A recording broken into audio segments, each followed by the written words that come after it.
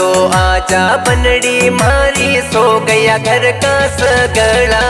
कद की जो वे बाटा थानी, जाग जागने सजना।